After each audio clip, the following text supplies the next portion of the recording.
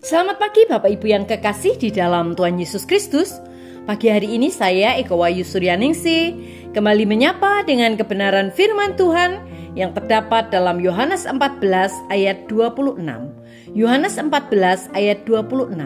Tetapi penghibur yaitu Roh Kudus yang akan diutus oleh Bapa dalam namaku, dialah yang akan mengajarkan segala sesuatu kepadamu dan akan mengingatkan kamu akan semua yang telah kukatakan kepadamu. Amin.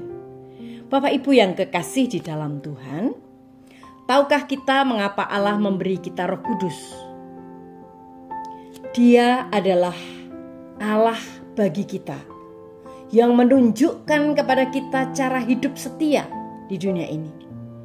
Allah berbicara kepada kita melalui ide, pikiran, dan saran dari Roh Kudus. Dan itu disebut inspirasi. Tuhan Yesus berkata dalam Yohanes 14 ayat 26, Roh Kudus akan mengajarkan segala sesuatu kepadamu dan akan mengingatkan kamu akan apa yang telah kukatakan ketika aku masih bersamamu. Roh Kudus adalah guru kita. Alkitab juga menyebutnya sebagai penasehat kita. Dia seperti pelatih pribadi. Saya mengenal orang-orang zaman sekarang yang menghabiskan puluhan ribu dolar untuk seorang pelatih eksekutif. Meskipun beberapa orang mungkin menginvestasikan banyak uang untuk seorang pelatih eksekutif, tapi saya telah memiliki seorang pelatih yang membimbing saya selama lebih dari 55 tahun. Namanya adalah Allah Roh Kudus. Saya terus-menerus bertanya kepadanya dan masih terus bertanya sampai sekarang. Apa yang Tuhan inginkan dari saya? Apa langkah selanjutnya? Bagaimana saya bisa taat kepadanya? Sebuah penjelasan dari Yohanes 14 ayat 26 dikatakan bahwa Roh Kudus akan mengingatkan kita akan semua yang telah dikatakan kepadamu. Philip.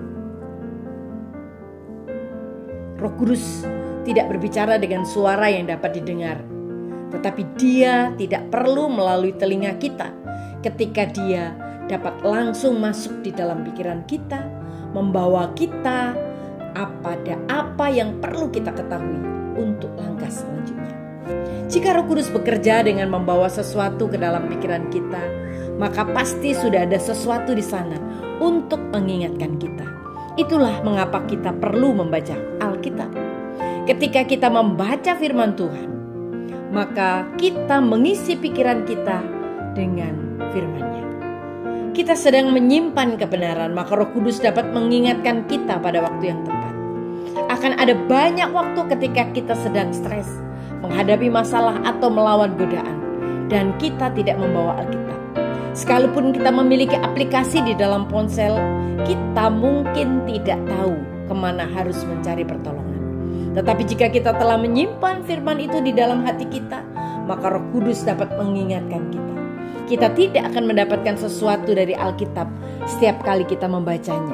Tetapi dengan mempelajari Alkitab dan menghafalkan ayat-ayat Alkitab secara teratur, kita menyimpan kebenaran di dalam pikiran kita yang dapat digunakan Tuhan nantinya untuk berbicara kepada kita tepat ketika kita sangat membutuhkannya. Amin. Mari kita berdoa. Tuhan Yesus, terima kasih untuk firman-Mu hari ini. Engkau menolong kami dan memberkati kami.